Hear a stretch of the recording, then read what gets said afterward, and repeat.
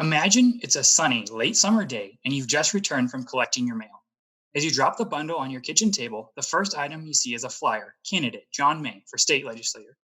As you shuffle through the mail, you see a second identical flyer for the candidate John May, state legislator. This time, the only difference is it's addressed to the Hyche household rather than you personally. As you get to the bottom of the mail, there's that exact same letter again, this time addressed to Larry Hyche. Well, that's mildly irritating. This guy's not sure if your name is Carrie or Larry, you think as you toss those flyers into the trash. Now imagine you are that candidate, and think about how frustrating it must be to spend a pile of money to send out these mailers, especially now that you've potentially alienated a voter or an entire household when you're in a tight race. Firsthand, I can tell you it's frustrating because in 2016, I was that candidate for state legislator, struggling to figure out the best way to campaign. That's why my partner, Ashley Hyche, and I, Ty Shockley, created Step Up Strategies. It's a solution for down ballot candidates to give them access to advanced campaign assistance so that everyday people can step up and run for office. So why pick step up strategies? Because we are founded on the principles of politics, persuasion, and advocacy. While many firms might be chasing the glitz and glamour of the bigger campaigns, we want to be the voice for the everyday person.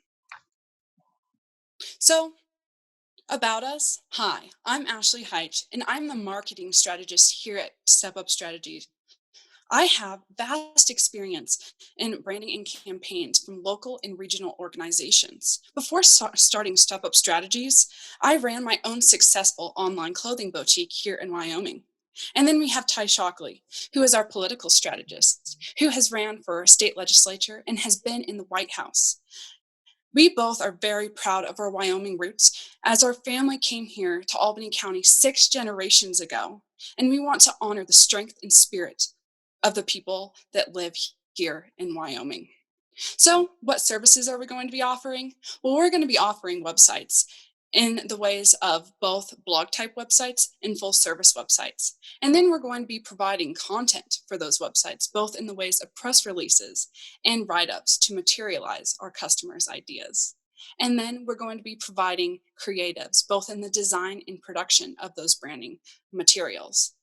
And secondly, we're going to be providing digital advertising campaigns, both to put our customers' messages in front of their most important constituents.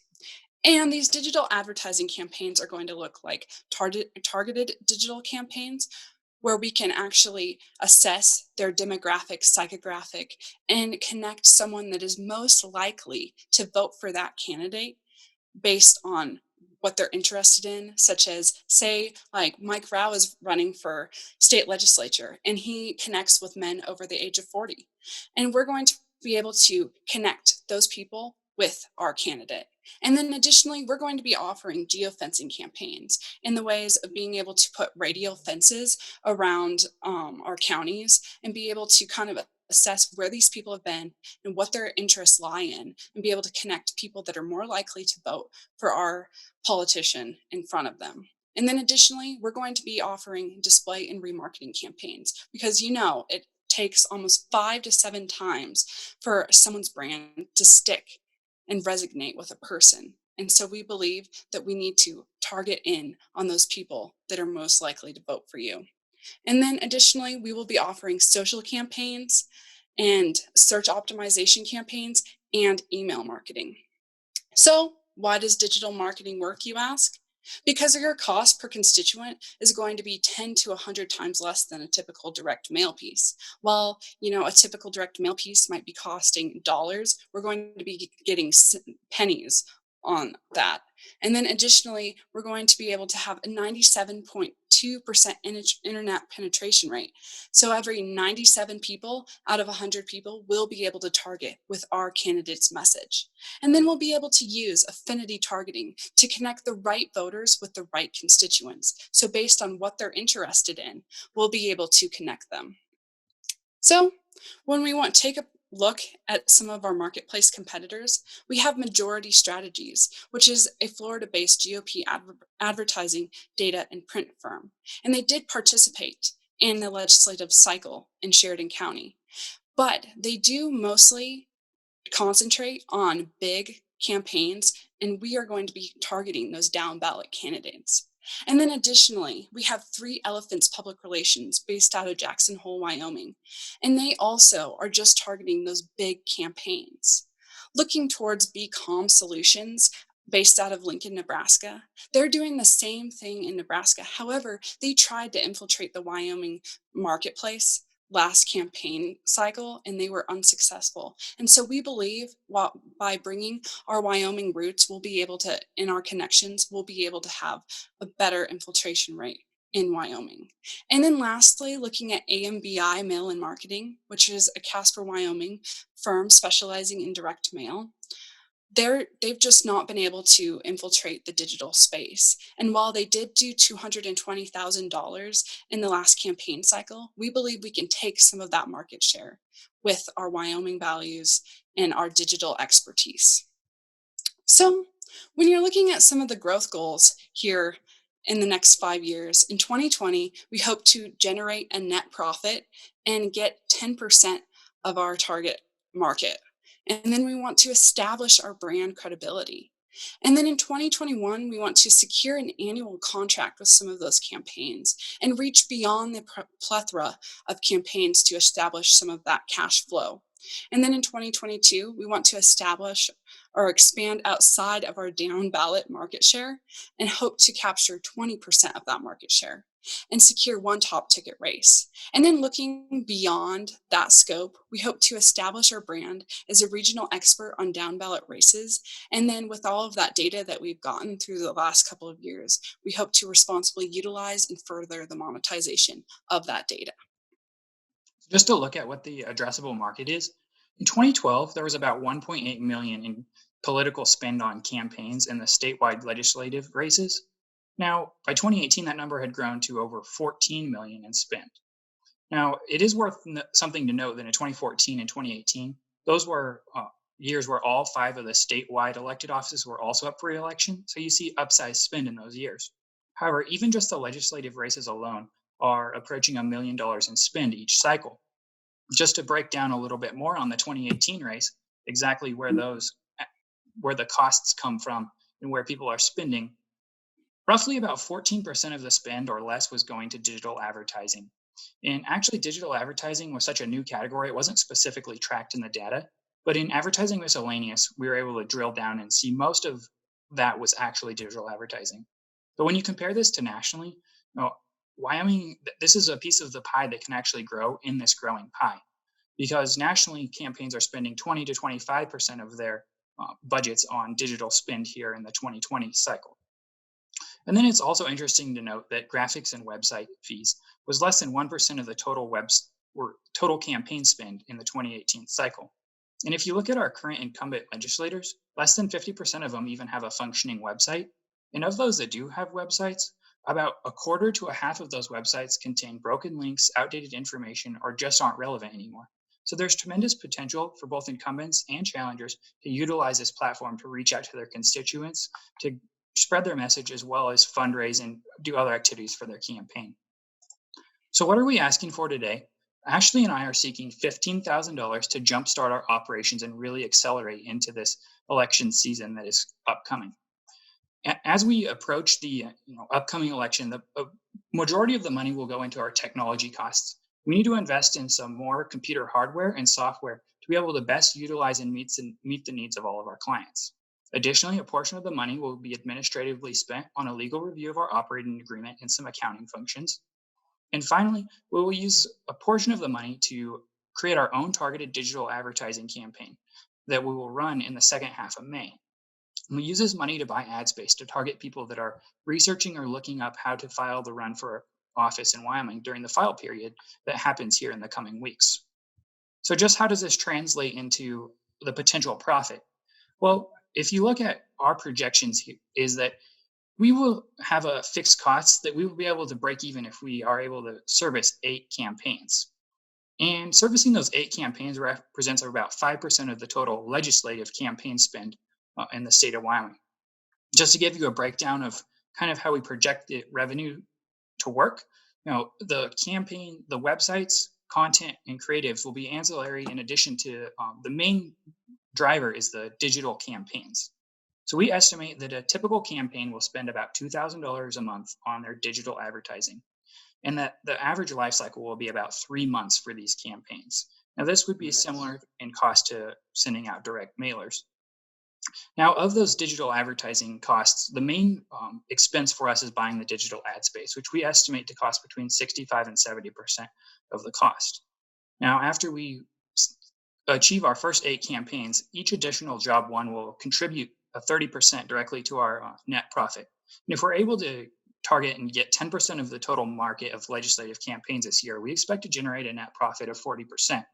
And as we're able to grow our business, we should be able to hammer down on the fixed costs while still growing our revenue to be able to scale this business effectively. So, with that, we'd just like to say Wyoming has a rich heritage of having a citizens legislature. People in Wyoming are proud that our representatives are not career politicians. But the complexity of running modern campaigns requires sophistication, and it can be intimidating or confusing to any person considering running for office. It's out of that issue that we have a vision that would allow everyday people in Wyoming to step up and run for office.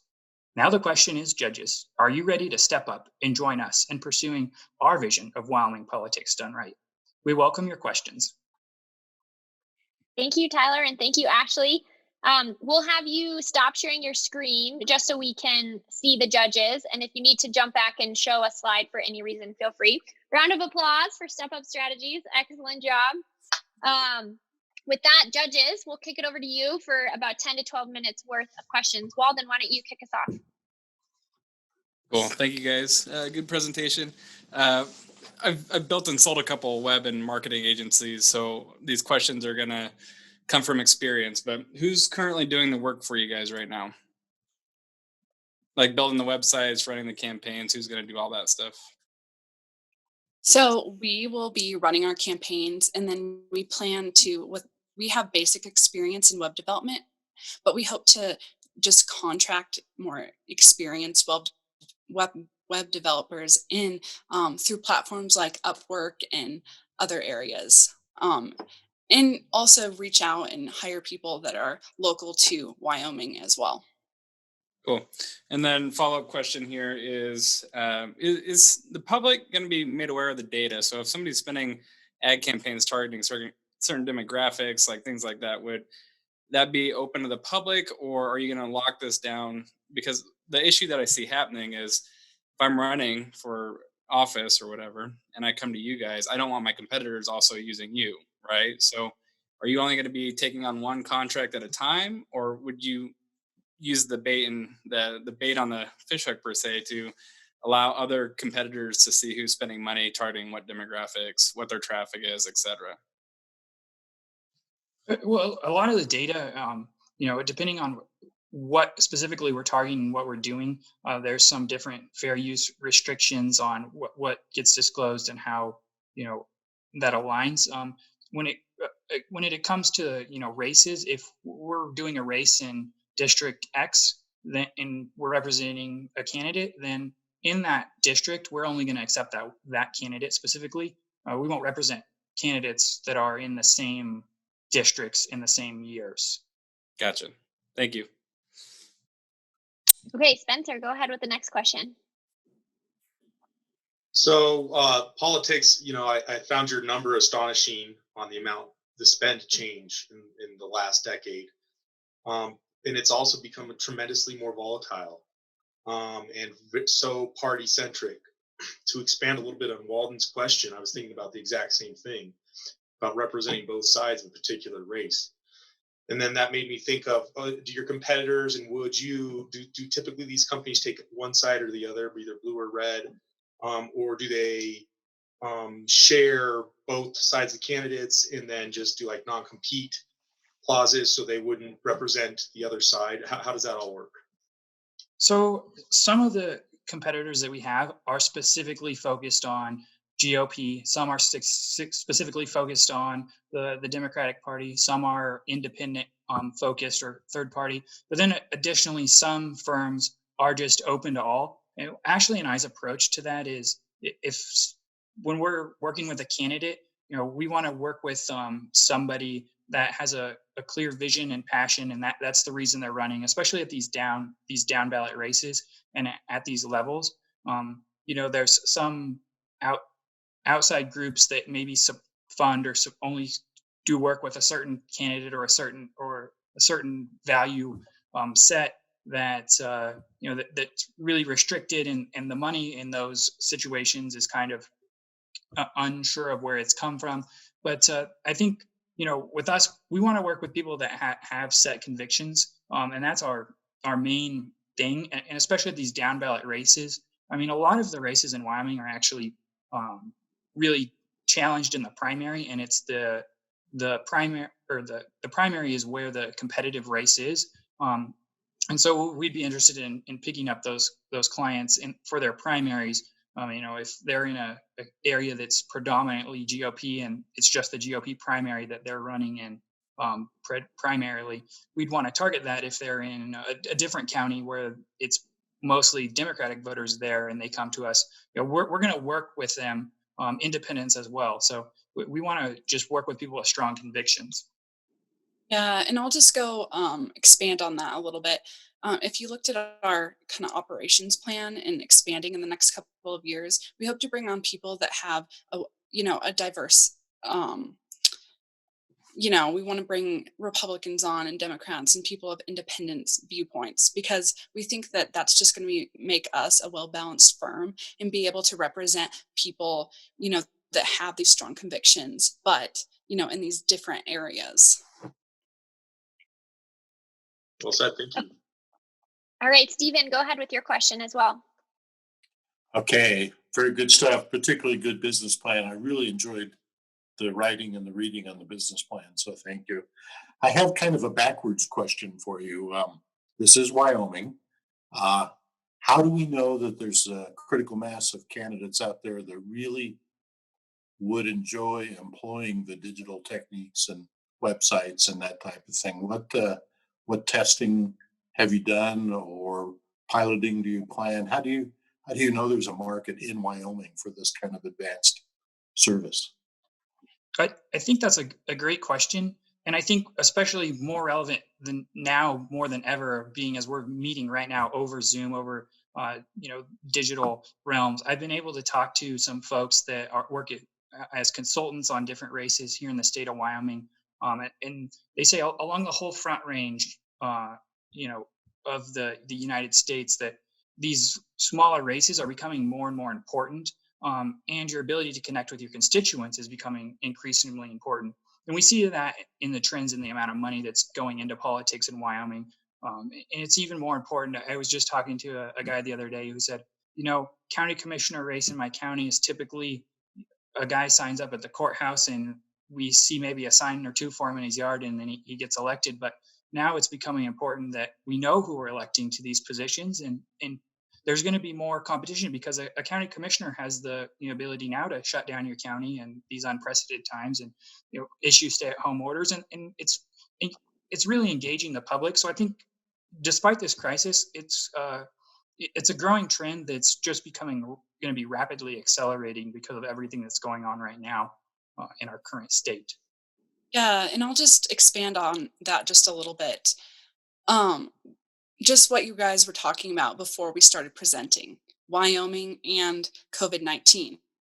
I mean, obviously, how are these people going to be able to campaign this summer? Are they going to be doing, virtual meetings where they're talking about their platforms and their policies? And furthermore, as we have more people come into Wyoming, we're going to have more of a diverse population. And so some of these races that might have been less competitive 20 years ago, they're going to be more competitive as we look into the next 10 to 20 years. I mean, just look at the Front Range. Do you not think that that's infiltrating Wyoming, whether we may or may not want it to? I mean, that's just a good case study right there. Okay, other questions from the judges? Susan, go ahead. Yeah, just curious, you mentioned that you're using psychographics, and wondering what programs you're using, how you're using them to target specific voter groups. Well, you can see this in our targeted digital campaigns, and then some of the geofencing that we're going to be doing. So in our targeted digital campaigns, that's more of a demographic based campaign that we will run, but we can also, do some of this affinity groupings where, people might be searching through Google, fly fishing, or, they might have a food interest. They might be looking at recipes, stuff that really kind of conforms to them. And so we can take that information and say, okay, this campaign is set up on the basis of, let's say, a popular thing in Wyoming is having that agriculture background. You see that with Mark Gordon. He has that cowboy background. So we can take that in Wyoming and say, okay, these people are looking at horses, or they're interested in agriculture or something, and we can really target towards that specific demographic. And then when we're looking at geofencing, the software that we use for that kind of traces people on where they have been rather than what they're searching on the web. So if they're going to Murdoch's, or they're going to their feed store, or they eat at steakhouses or stuff like that, we can pinpoint that and use that data to target towards that specific demographic and psychographic. And specific households or voters? Yep. So we will also be able to target towards, if you're like, okay, women that make over $50,000 a year, they're married, they also have some other key attributes, we'll be able to target towards them. Great. We might have time for one more question if there's a remaining one. Shane, did you have one? Go ahead. I see 2 or 3 years projections. Year 4, year 5, how many people are working? How many people are you employing? If we can grow the business in year 4 or 5 is when we'd like to bring on our first 1 to 2 people. In addition to Ashley and I at that point in time, web developer is our first priority. That being Ashley and I's weakness, and we'd hope to have them on by that time. And then somebody with more diverse background to reach out to a different subset of candidates as well. Mm-hmm. And then, like I mentioned before, we'll be contracting in work through platforms like Upwork, and hopefully getting people that are native to the state of Wyoming, because we are proud Wyoming natives ourselves. And so we want to help support our economy here. Great. Thank you. I think, are there any additional questions? I think we're close on time, but if there was one more. Okay. And who knows, maybe an early pivot will be trying to get the entire Wyoming legislature to be able to attend a virtual meeting for a special session. That's coming soon, and I think part of our new reality. So thank you guys for being here with us today. We'll give one more silent round of applause. Excellent. Thanks for being here, and we'll have you guys sign off.